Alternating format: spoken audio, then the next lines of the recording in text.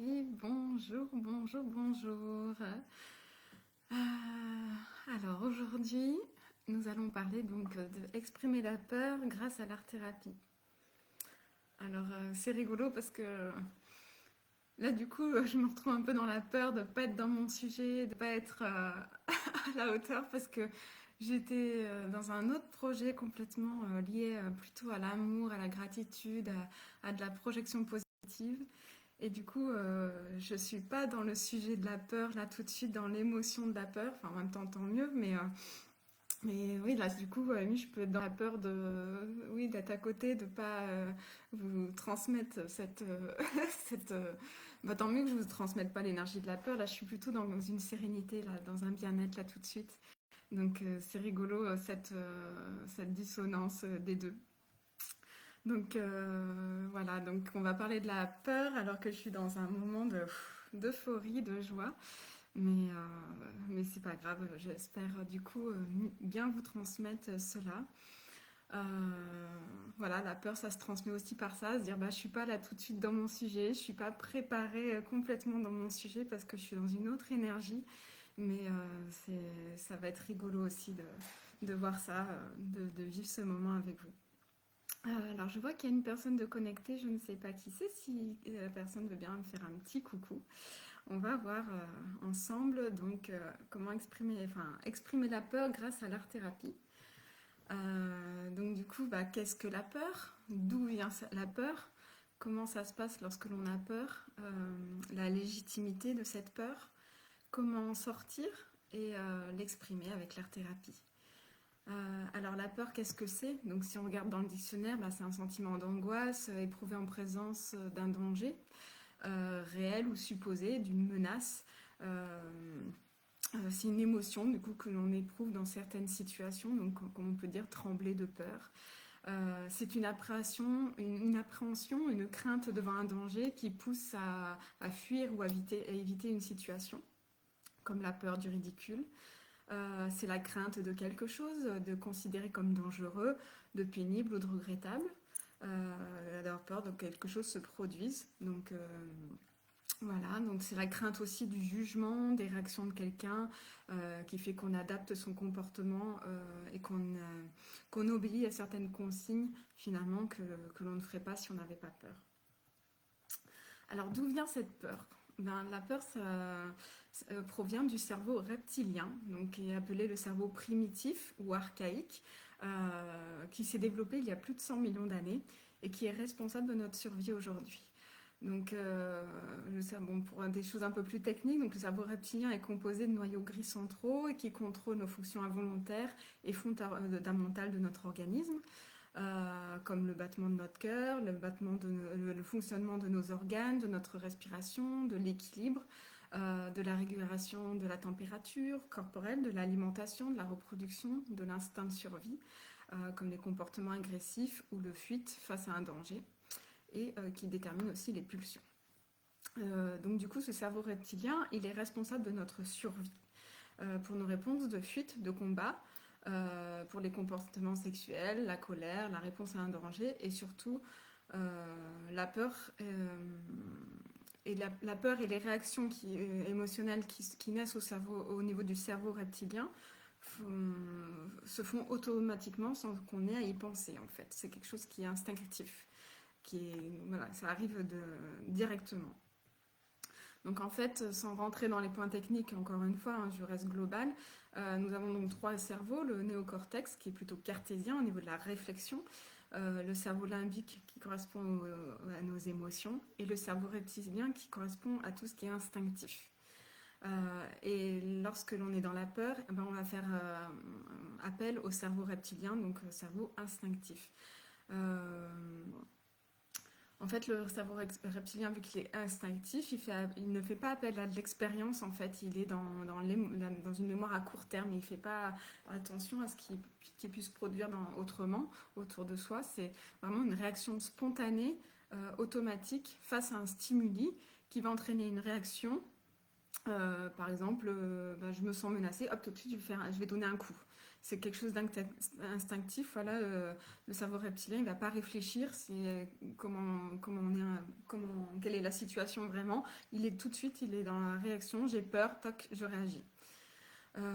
Donc le cerveau reptilien par rapport au stress, lorsque l'on vit dans un état permanent de peur, de colère ou même simplement d'un stress élevé, le cerveau reptilien considère que c'est une lutte pour survivre en fait.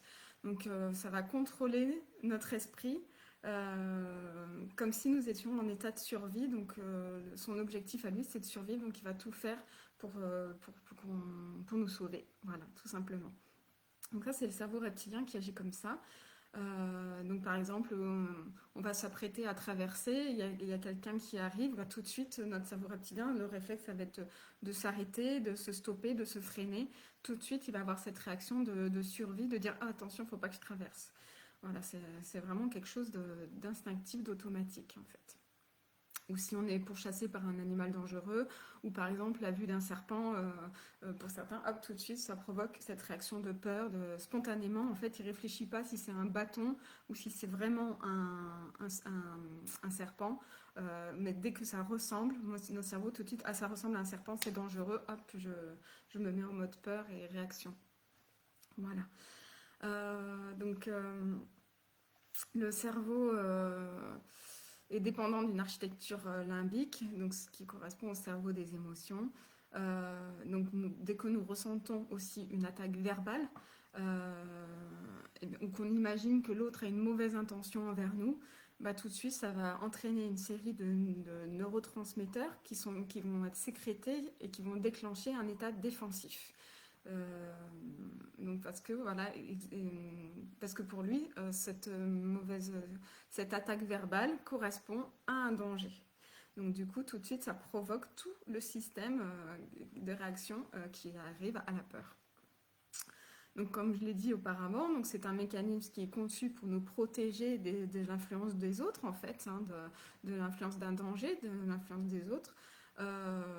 Mais qui n'est pas forcément intentionnel en fait, c'est quelque chose qui est automatique, qui est instinctif.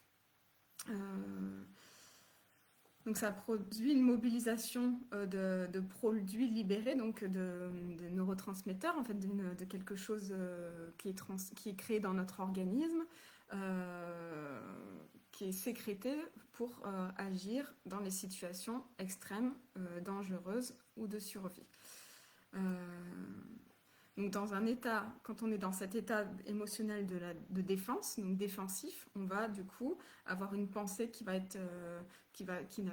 pas du coup être rationnelle, qui va bloquer le cortex et la mémoire à long terme. Donc vraiment, là on n'est pas dans je réfléchis, on n'est pas dans je me pose, je réfléchis, est-ce que c'est un danger ou pas un danger? Non, là tout de suite j'ai une remarque, une réflexion, une situation que mon cerveau reptilien reconnaît comme un danger, et hop, je suis à ce moment-là dans un état de peur. Donc à ce moment-là, seule la mémoire à court terme est accessible sur le moment. On n'a pas accès à la mémoire à long terme.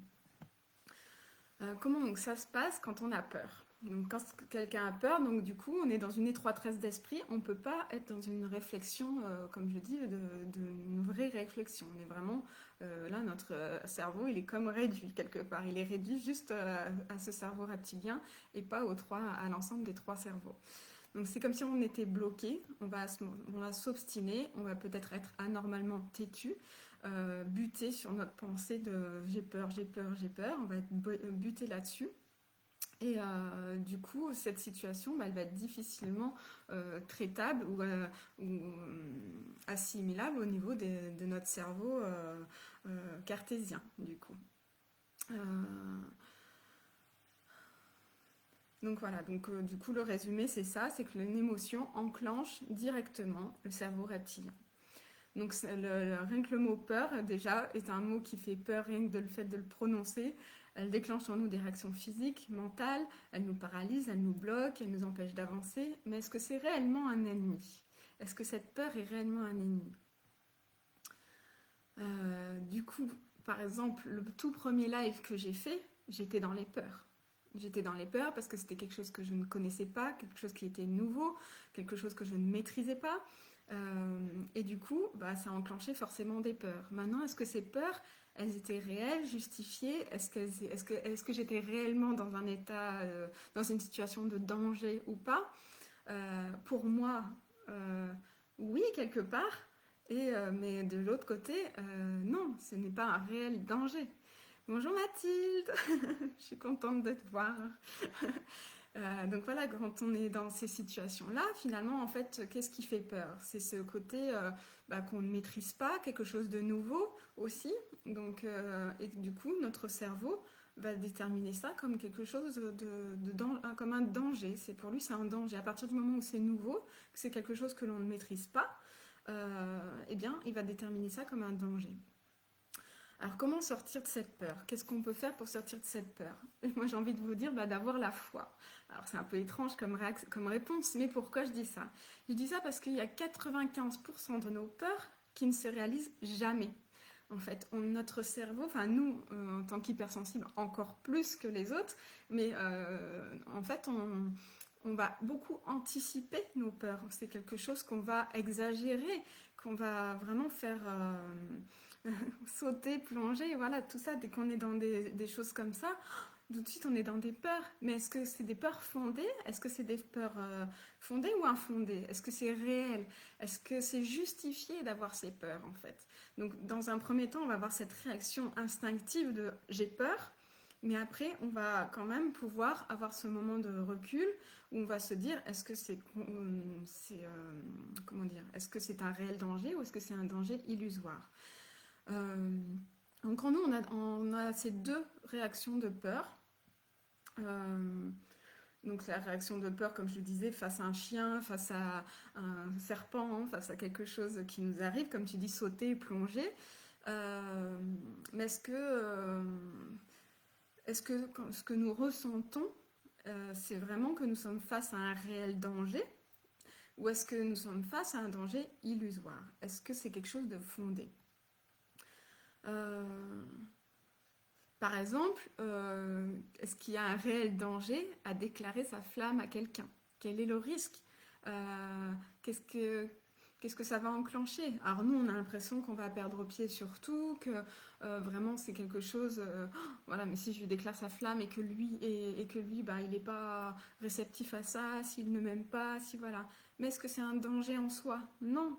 Donc notre corps va sécréter toutes les hormones, tout ce qu'il y a à sécréter, et avoir des réactions de peur, aussi bien physiques que mentales, alors qu'en fait on n'est pas en danger. Donc cette peur, c'est pas qu'elle n'est pas légitime, parce que ça se comprend d'avoir des appréhensions, mais d'avoir des peurs, pas forcément. Et en fait notre corps il va avoir ces attitudes de peur comme si on était en réel danger, alors que finalement on devrait simplement avoir une appréhension, être un peu sur la défensive, un peu prudente, mais pas déclencher de la peur.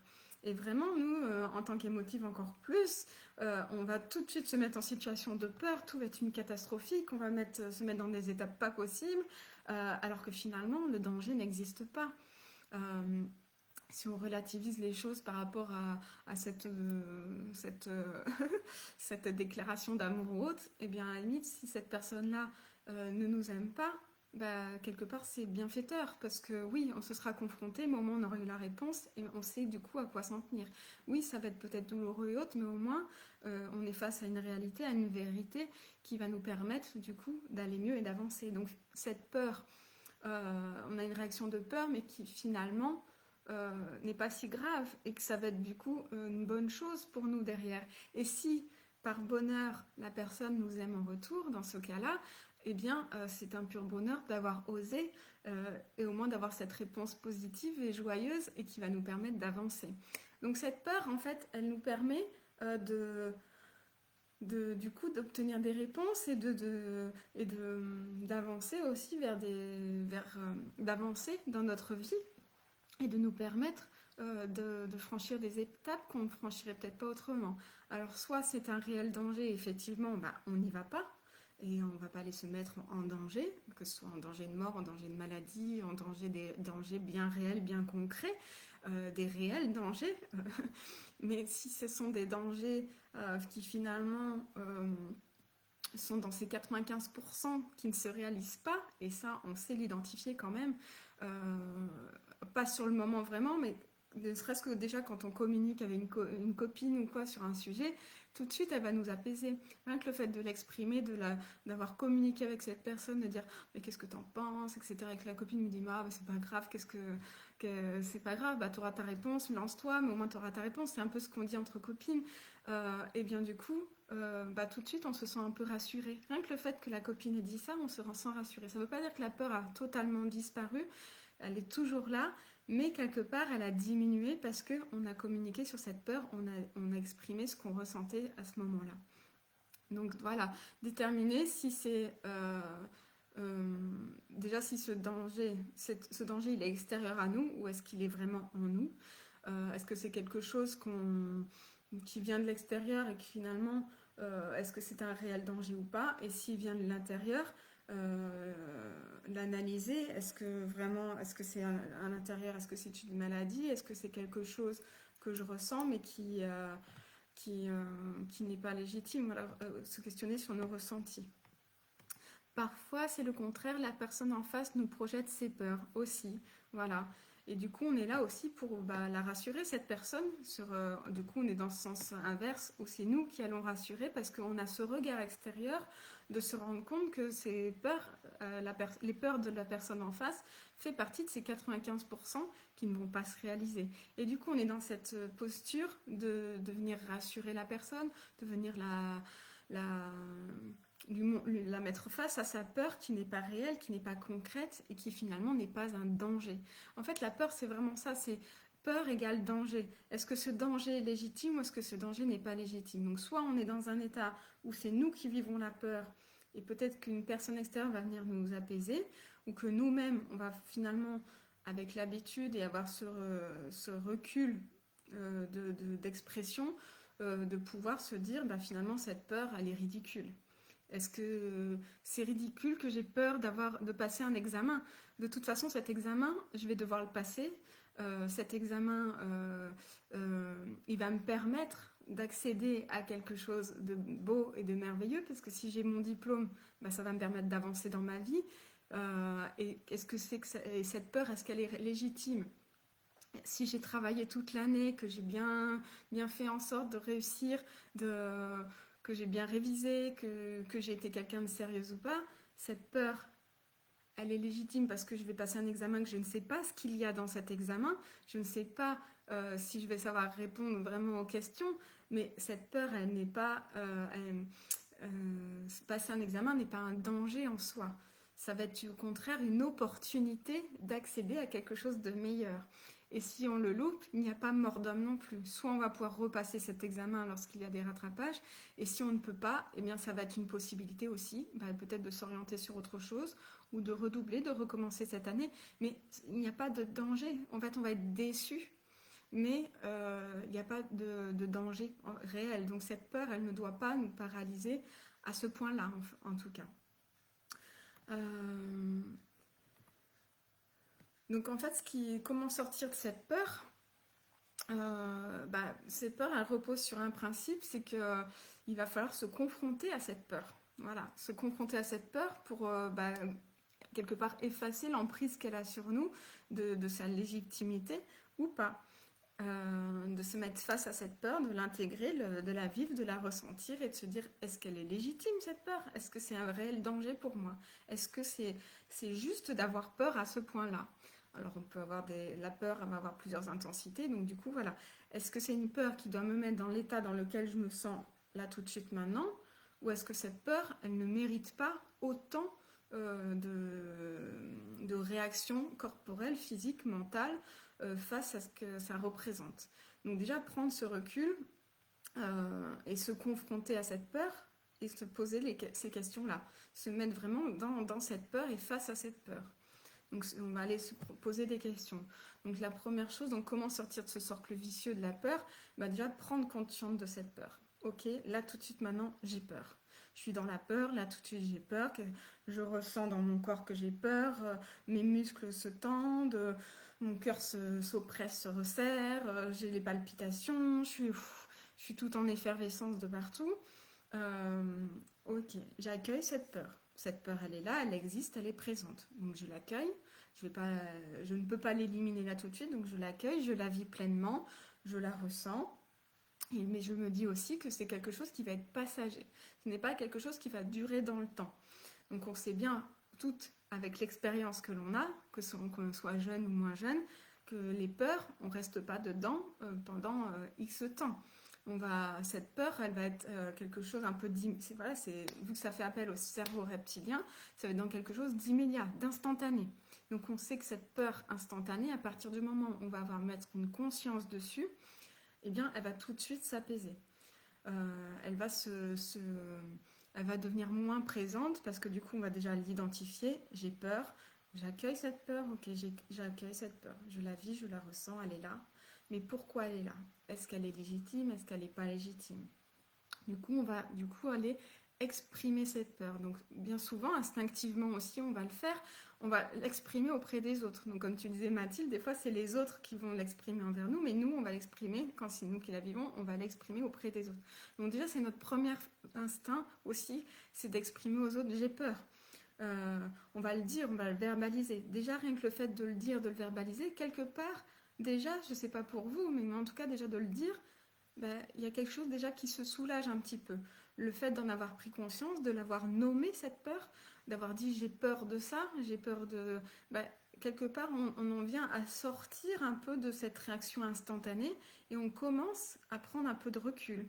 On commence à la regarder, à l'observer cette peur. Au départ, cette peur, elle était en nous et à partir du moment où on la communique, on dit j'ai peur, quelque part, hop, elle est sortie de nous et on va pouvoir l'observer. Ok, j'ai peur. J'ai peur de quoi? Est-ce que c'est un danger réel? Est-ce que c'est un danger mortel? Est-ce que je risque quelque chose? Oui, non. Est-ce que ça a une réelle importance? Est-ce que ça nécessite autant de réactions de mon corps, de moi? Est-ce que ça mérite que je me mette dans cet état-là? Donc vraiment se poser toutes ces questions. Est-ce que c'est quelque chose de grave? Est-ce que si c'est un réel danger, si on vient de m'apprendre une maladie ou autre, quelque chose d'important, je ne sais pas, est-ce que c'est un réel danger? Est-ce que c'est quelque chose qui est légitime? Est-ce que c'est quelque chose qui mérite réellement de me mettre dans cet état-là? Oui ou non? Si c'est une peur légitime, quelque part, j'ai envie de dire, là, à ce stade, je ne vais pas pouvoir faire grand-chose que d'être dans cette peur. Là, je suis cette peur, elle est légitime, donc mon corps a raison de me mettre dans un état de protection. Il a raison de me mettre dans cet état physique réactionnel de peur. Si cette peur, elle est illégitime, à ce moment-là, là, on peut intervenir. Elle est illégitime. Elle n'a pas nécessité de nous mettre dans ces états-là. Là, on peut intervenir. Non, là, on a le pouvoir d'agir et de faire quelque chose. Donc, à ce moment-là, on va venir justement se questionner davantage sur cette peur. On va venir vraiment, du coup, on est dans cette possibilité d'avoir ce recul et du coup, de pouvoir poser des mots, l'exprimer, la faire sortir de nous davantage, parce que plus on va la sortir de nous, plus on va pouvoir la diminuer et l'apaiser. En fait, dès qu'on la met à jour, ça crée une diminution des effets, en fait, des effets sur notre organisme, sur nos corps, notre pensée, etc. En fait, en se posant toutes ces questions-là, on va pouvoir mettre les choses à plat, les mettre à jour, et du coup, les mettre à vue, et on va pouvoir du coup reprendre confiance en nous, et les choses vont s'apaiser. Donc quand on s'exprime, que ce soit la peur ou n'importe quelle autre émotion, là j'ai pris la peur parce que c'est quelque chose qu'on vit quand même tous un peu tous les jours ou très régulièrement et surtout ces dernières années, et bien le fait de la considérer, cette peur, de la considérer, de l'exprimer, et ben c'est comme si on appréciait les choses et le fait de les apprécier, et ben on va baisser notre défense et on va ainsi faire remonter notre estime de nous, notre confiance en nous, et on va pouvoir petit à petit reprendre le pouvoir sur nous. Donc on va pouvoir améliorer l'hormone de la sérotonine qui du coup va nous requinquer, nous redonner de la niaque, quoi. Du coup, ce qui va permettre l'accès au cortex, donc à la zone de réflexion. Donc cette zone est rétablie, donc la communication va pouvoir se refaire et on va pouvoir du coup retourner dans quelque chose, dans une logique et du coup pouvoir penser sur du long terme. Donc au départ, notre réaction de peur, elle est, comme je disais, elle est à court terme, elle est instinctive, elle est là, on n'a pas accès. Mais à partir du moment où on se ressent dans notre corps, ok, je ressens ça, je prends conscience de cette peur, je l'accueille, je l'exprime, je la verbalise, je la dépose sur papier, c'est ce qu'on va voir avec l'art-thérapie, ça va être plus comme ça. Et bien du coup, on va avoir accès à la mémoire à long terme, on va avoir accès à la communication, on va avoir accès à un raisonnement, à quelque chose de logique qui va nous permettre de rationaliser les choses et du coup de les apaiser. Donc c'est ce que je vous propose de faire du coup avec l'art-thérapie, de du coup avoir cette phase d'exprimer les choses en se posant ces questions, en les notant, en les, en les conscientisant et en y répondant sur papier. Parce que c'est comme ça qu'on le fait de déposer sur papier, que ce soit par de l'écriture, que ce soit par des images, que ce soit par du dessin, on va déposer cette peur et la mettre face à nous et du coup la rendre du coup complètement illégitime, complètement bah, lui montrer qu'elle n'a pas lieu d'être en fait, montrer à notre mental, à notre corps qu'elle n'a pas lieu d'être. Et plus on va déposer cette peur et plus bah, nos sensations corporelles vont se détendre, on va se détendre, on va s'apaiser, notre cœur va s'apaiser, nos pensées vont s'apaiser et du coup l'événement qui a été à l'origine de notre peur va nous paraître du coup beaucoup moins terrorisant. Il va nous paraître finalement peut-être même plus du tout quelque chose de... On va se dire peut-être à la fin, mais finalement, mais pourquoi j'ai eu peur de ça? C'est le fait d'avoir exprimé les choses, de les avoir conscientisées, de les avoir posées, ben on va se rendre compte que cette peur, elle avait pas lieu d'être et que finalement c'est ridicule et qu'on va pouvoir passer cette étape en toute confiance, en toute sérénité, en toute bienveillance et que du coup on va s'accorder cette sérénité, cette bienveillance à nous-mêmes et on va pouvoir franchir des étapes de manière beaucoup plus sereine que si on n'était pas dans cette expression de la peur. Cette peur, elle n'est pas là pour... en fait, cette peur et ce cerveau... ce cerveau reptilien, il n'est pas là pour nous poser des problèmes, il n'est pas là pour nous embêter, il n'est pas là pour nous faire du mal, il est là pour nous protéger à la base. C'est seulement que aujourd'hui, notre vie actuelle n'a rien à voir avec il y a 100 millions d'années. Donc il y a 100 millions d'années, on avait peur parce que bah, on se faisait pourchasser par un sanglier, on se faisait pourchasser par une bête féroce, un lion, un tigre, et du coup cette peur, elle était tout à fait légitime, on était en réel danger. Aujourd'hui, on n'est plus du tout dans cette situation-là, ou vraiment à titre exceptionnel, c'est pour ça que ça va faire partie des 5% de raisons d'avoir peur. Mais aujourd'hui, notre peur, elle n'est plus, elle est dans les peurs qu'on a dans notre quotidien. Finalement, elles représentent vraiment ces 95%. Combien de chances on a d'avoir un réel danger? C'est très peu. Et après, déjà, on a très peu de chances de se retrouver dans un réel danger. Et si on s'y retrouve, voilà, là, du coup, on aura vraiment cette réaction de protection de notre organisme qui va s'enclencher. Mais dans ces 95% de raisons de ne pas avoir peur, bah, du coup, on se rend bien compte qu'on se met dans des états pas possibles pour rien très régulièrement dans notre vie et un peu chaque jour. Donc si on rationalise les choses, si on se rend compte de ça et qu'on exprime ça, et ben finalement on va passer 95% du temps à aller beaucoup mieux. Véronique nous dit on apprivoise notre peur. Voilà, en fait ça va être quelque chose, une habitude à prendre. C'est pour ça que moi je préconise par rapport à notre hypersensibilité et avec l'art-thérapie d'exprimer toutes nos émotions. Donc là j'identifie la peur, mais ça peut être la joie, ça peut être la tristesse, ça peut être la colère, ça peut être le bonheur, ça peut être plein de choses en fait. Mais à partir du moment où on va les exprimer, et ben notre cœur il va beaucoup mieux. On se ressent les choses beaucoup mieux. Et si on va exprimer de la joie, et ben on va intensifier cette joie. On va se dire, ah, légitime. Et du coup, ça va nous faire du bien et ça va accentuer notre plexus solaire, on va se sentir beaucoup mieux. On va vivre cette joie puisque du coup, le fait de l'avoir déposé, et ben du coup, on va se sentir dans quelque chose de beaucoup mieux. On va maintenir cet état de joie, de l'exprimer, parce que dans le fait de l'exprimer, on va être dans la continuité de cette joie. On va comprendre aussi ce qui nous fait vibrer, ce qui nous attire, ce qui nous plaît ou pas.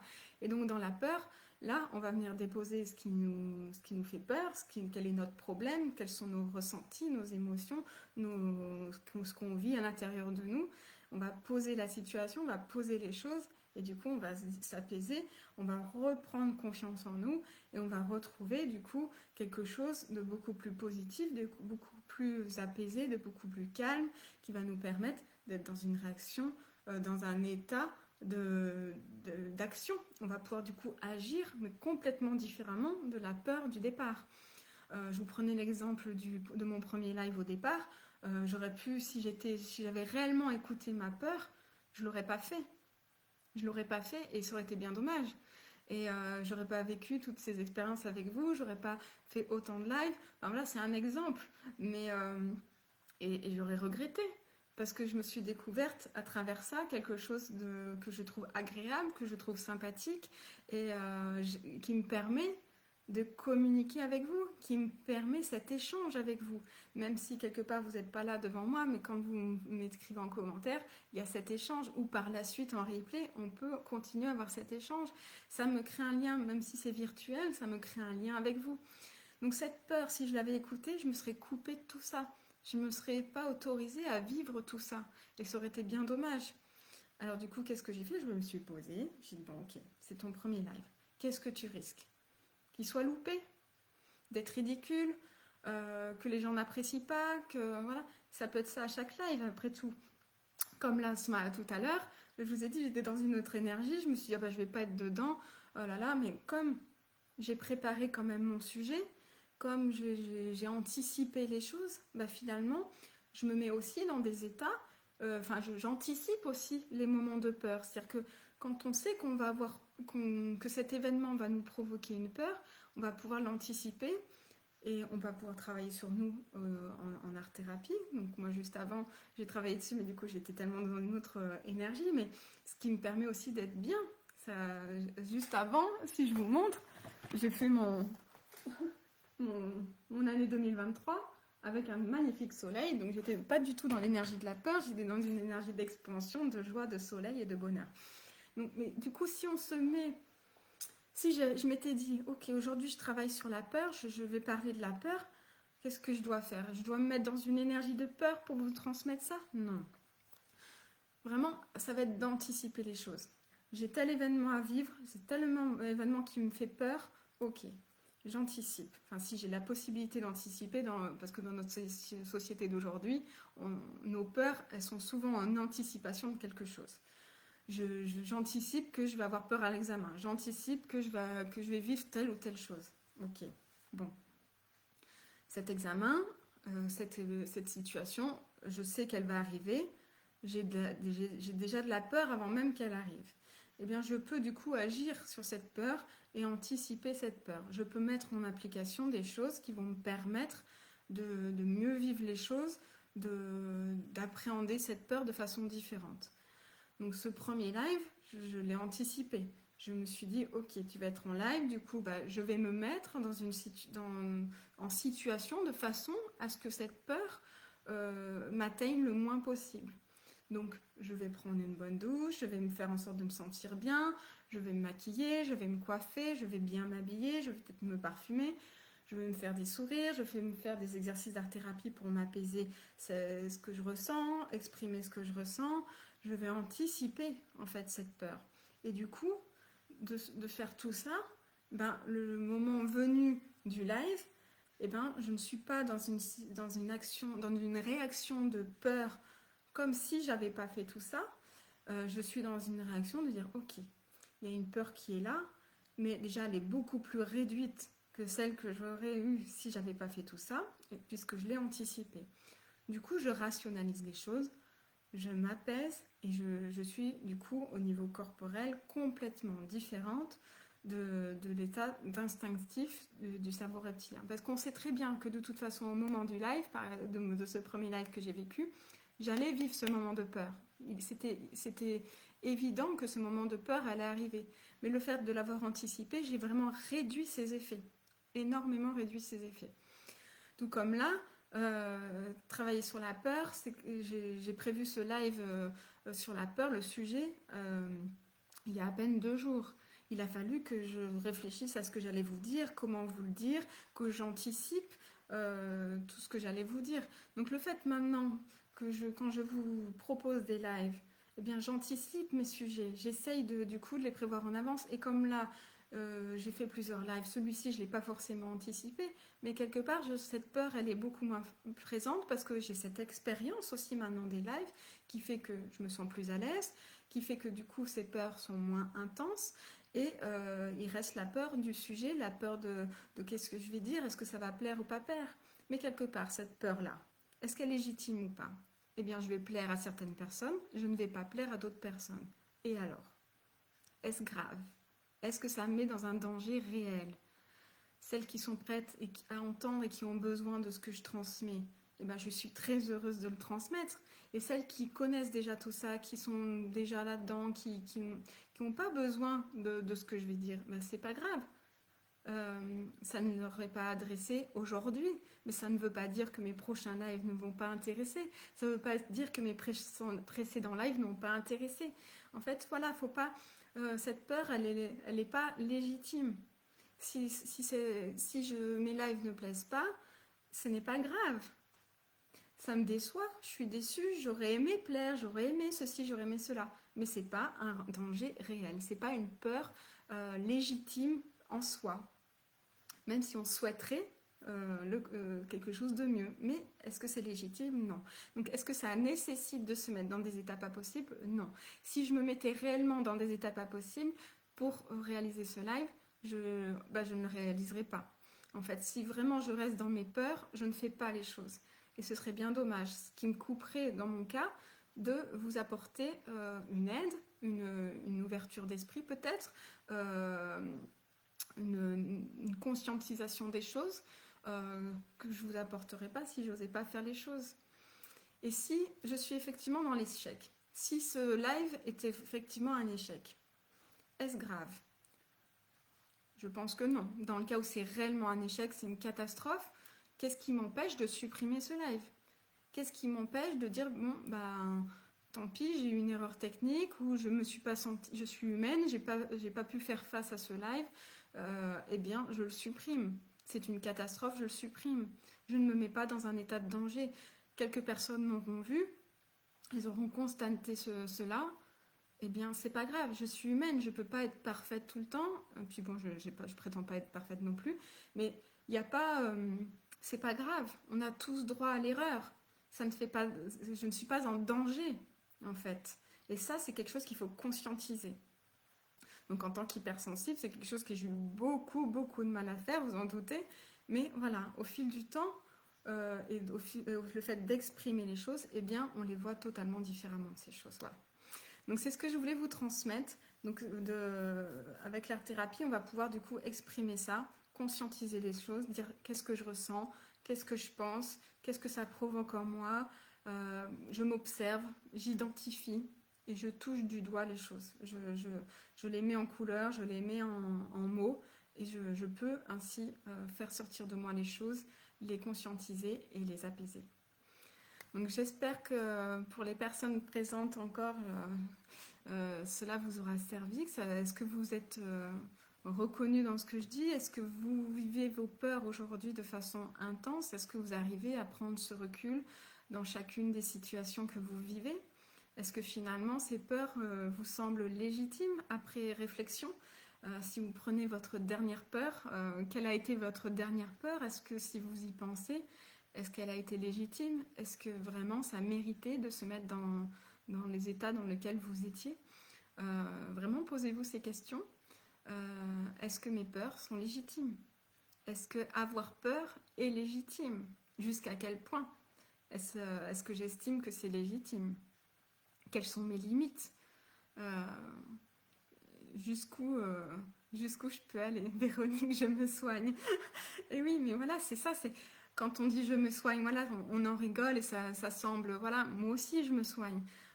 C'est dans le sens où, voilà, le fait que on chemine, voilà, c'est toutes les expériences de peur que l'on a vécues auparavant qui nous permettent de les conscientiser aujourd'hui, de prendre ce recul et de se dire que finalement, elles n'avaient pas lieu d'être, ces peurs, ou pas autant.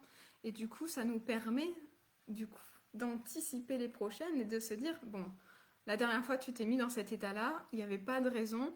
Aujourd'hui, tu anticipes et tu fais en sorte de mieux les vivre.